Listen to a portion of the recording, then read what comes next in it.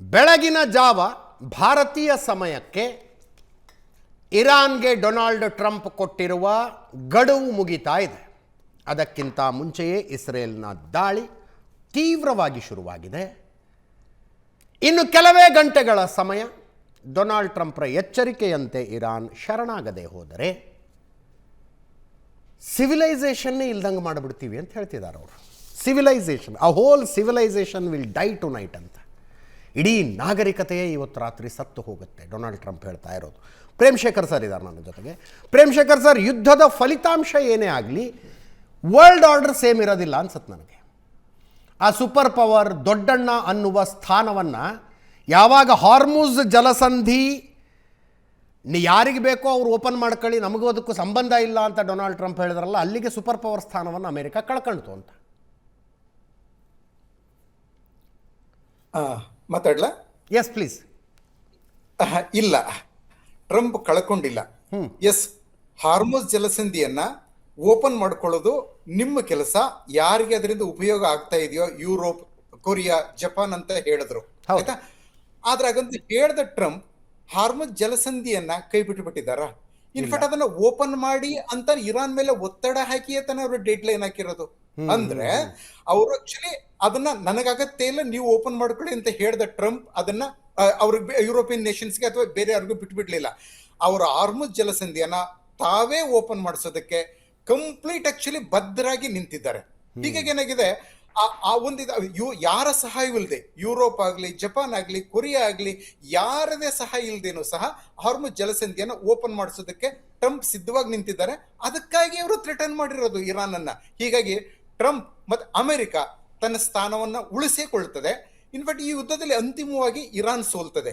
ಆ ಸೋತಾಗ ಏನಾಗುತ್ತೆ, ಆ ಜಯ ಅದು ಇಸ್ರೇಲ್ ಮತ್ತೆ ಅಮೆರಿಕದ ಜಯ ಮಾತ್ರ ಆಗ್ತದೆ. ಅಂದ್ರೆ ಮತ್ತೊಂದು ನನಗೆ ಆರಂಭದಿಂದಲೂ ಪ್ರೇಮ್ಶೇಖರ್ ಸರ್ ಇದರಲ್ಲಿ ಸೋಲು ಅಂದ್ರೆ ಏನು, ಗೆಲುವು ಅಂದ್ರೆ ಏನು ಅನ್ನೋದೇ ಕನ್ಫ್ಯೂಷನ್. ಇರಾನ್ನ ಪಾಲಿಗೆ ಸಸ್ಟೇನ್ ಆಗದೆ ಗೆಲುವು ಸರ್. ಇಲ್ಲ ಇಲ್ಲ, ಶರಣಾಗತವಾಗದೇ ಇರುವುದೇ ಗೆಲುವು ಅಂತ ನಾನು ಹೇಳೋದು. ಇಲ್ಲ, ಇರಾನ್ನ ಪಾಲಿಗೆ ಅಂತ ನಾವು ಹೇಳೋದ್ರ ಬದಲು ಇರಾನಿನ ಪ್ರೆಸೆಂಟ್ ರೆಜಿಮ್ ಪಾಲಿಗೆ ಅಂತ ಹೇಳೋಣ, ಆಯ್ತಾ? ಇರಾನ್ ಸೋಲು ಅಂತಂದ್ರೆ ಏನು, ಇಡೀ ದೇಶ ಶರಣಾಗತ ಆಗೋದಿಲ್ಲ.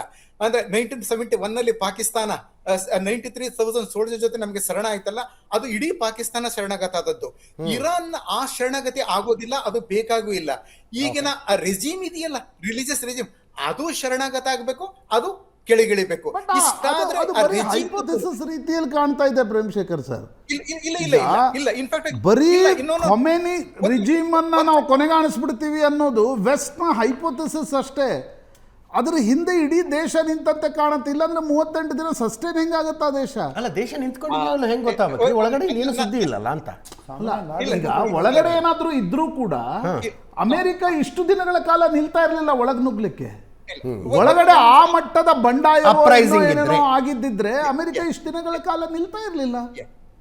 ಒಂದು ನಿಮಿಷ. ಇನ್ಫ್ಯಾಕ್ಟ್ ಆಕ್ಚುಲಿ ಜನವರಿ ತಿಂಗಳಲ್ಲಿ ನೋಡಿದ್ರಿ ಎಂತ ದೊಡ್ಡ ಆಂದೋಲನ ಈ ರೆಜಿಮ್ ವಿರುದ್ಧ ನಡೀತು ಅಂತ.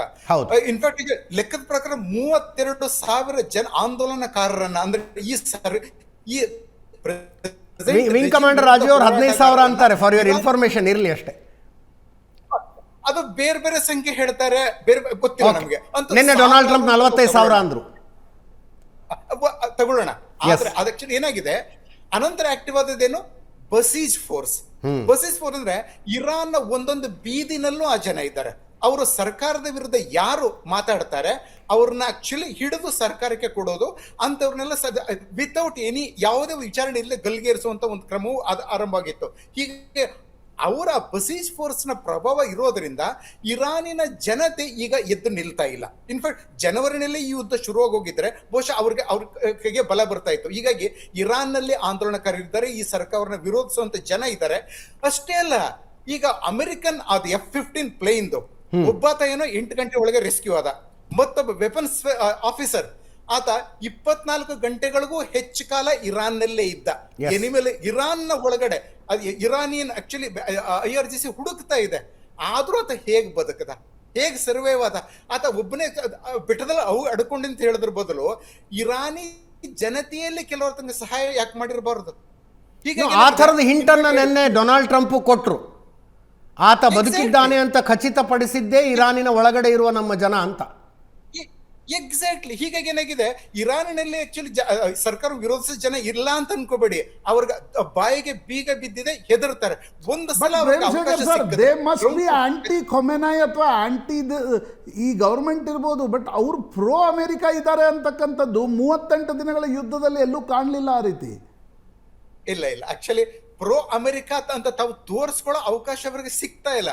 ಸಿಕ್ಕಿದಾಗ ಅಂದ್ರೆ ಅವರ ಜೀವಕ್ಕೆ ಅಪಾಯ ಇಲ್ಲ, ಈ ಸರ್ಕಾರ ಅವರ ಜೀವನ ತೆಗೆಯೋದಿಲ್ಲ ಅನ್ನೋ ಒಂದು ಆಶ್ವಾಸನೆ ಸಿಗಬೇಕಾದ್ರೆ ಅಮೆರಿಕನ್ ಟ್ರೂಪ್ಸ್ ಅಲ್ಲಿಗೆ ಹೋಗ್ಬೇಕು. ಆಗ ಹೋದಾಗ ಖಂಡಿತ ನೋಡಿ ಅಪ್ರೈಸಿಂಗ್ ಮತ್ತೆ. ಸಾರಿ ಪ್ರೇಮಶೇಖರ್ ಸರ್, ಆದ್ರೆ ಯಾರೋ ಇದನ್ನ ಡೊನಾಲ್ಡ್ ಟ್ರಂಪ್ಗೂ ಇದೇ ರೀತಿ ಕನ್ವಿನ್ಸ್ ಮಾಡಿ ಯುದ್ಧ ಶುರು ಮಾಡಿಸಿದ್ದಾರೆ ಅನ್ಸುತ್ತೆ ನನಗೆ. ಇಲ್ಲ ಆಕ್ಚುಲಿ ಟ್ರಂಪ್ ಇವಾಗ ಯುದ್ಧ ಶುರು ಮಾಡ್ಲಿಲ್ಲ, ಅವರ ಮೊದಲ ಟರ್ಮ್ ಇದೆಯಲ್ಲ ಆವಾಗನೇ ಇರಾನ್ ನ್ಯೂಕ್ಲಿಯರ್ ಡೀಲ್ ಇಂದ ಅಮೆರಿಕನ ಹೊರಗೆ ತಗೊಬಂದ್ರು. ಜನವರಿ 2020 ಇರಾನ್ ಅತಿ ಫೇಮಸ್ ಅಥವಾ ಬಹಳ ಜನರ ಪ್ರೀತಿ ಪಾತ್ರ ರೆಜಿಮ್ನ ಪ್ರೀತಿ ಪಾತ್ರ ಮಿಲಿಟರಿ ಆಫೀಸರ್ ಕಾಸಿಂ ಸುಲೇಮಾನಿಯನ್ನ ಟ್ರಂಪ್ ಕೊಂದಿದ್ರು. ಅಂದ್ರೆ ಟ್ರಂಪ್ ಮೂಲಕ ಅಮೆರಿಕನ್ ಸೇನೆ ಕೊಂದಿತ್ತು. ಅಂದ್ರೆ ಟ್ರಂಪ್ ಇರಾನ್ ವಿರುದ್ಧದ ಮಾತುಗಳು ಈಗ ಶುರುವಾಗ್ಲಿಲ್ಲ ಸರ್, 2018 ಶುರುವಾಗಿವೆ. ಆಯ್ತಾ? ಹೀಗಾಗಿ ಇದು ಅದರ ಮುಂದುವರಿಕೆ ಅಷ್ಟೇ. ಇನ್ಫ್ಯಾಕ್ಟ್ ಒಂದು ಸಲ ಇರಾನ್ ನಲ್ಲಿ ಈ ಸರ್ಕಾರದ ಒಂದು ಕೈಗಳನ್ನ ಮತ್ತಷ್ಟು ಸಡಿಲಗೊಳಿಸಿದ ನಂತರ ಅಮೆರಿಕನ್ ಟ್ರೂಪ್ಸ್ ಒಳಗಡೆ ಹೋದ್ರೆ ಆಯ್ತಾ, ಇರಾನಿಯನ್ ಜನತೆ ಅವ್ರ ಜೊತೆ ಸೇರ್ತಾರೆ, ರೆಬೆಲ್ ಆಗ್ತಾರೆ. ಇನ್ಫ್ಯಾಕ್ಟ್ ನಾನು ಹೇಳಿದ್ನಲ್ಲ, 2 ವರ್ಷಗಳಿಂದ 37% ಇರಾನಿಗಳು ನಾವು ಮುಸ್ಲಿಮರಲ್ಲ ಅಂತ ಹೇಳ್ಬೇಕಾದ್ರೆ, ಈ ಮುಸ್ಲಿಂ ಧರ್ಮಾಧಿಕಾರಿಗಳ ಸರ್ಕಾರದ ವಿರುದ್ಧ ಅಲ್ಲಿಯ ಜನತೆಯ ಅಸಂತೋಷ ಎಷ್ಟಿರ್ಬೋದು. ಆದ್ರೆ ಜೀವ ಭಯದಿಂದ ಅವ್ರು ಈಗ ಹೇಳ್ತಾ ಇಲ್ಲ. ಕಳೆದ ಜನವರಿ ಆದದ್ದೇನು, 15,000 to 45,000 ಜನರನ್ನ ಸರ್ಕಾರ ಕೊಂದಿದೆ. So let's wait for some more time. ಅಲ್ಲ, ಪ್ರಶಾಂತ್ ಹೇಳಿದ ಒಂದು ಮಾತಿತ್ತಲ್ಲ, ರೆಜಿಮ್ನ ವಿರುದ್ಧ ಇರುವ ಜನ ಅಮೆರಿಕದ ಪರವಾಗಿದ್ದಾರೆ ಅಂತ ಅಂದ್ಕೊಳ್ಳಬೇಕಾಗಿಲ್ಲ ಅಂತ.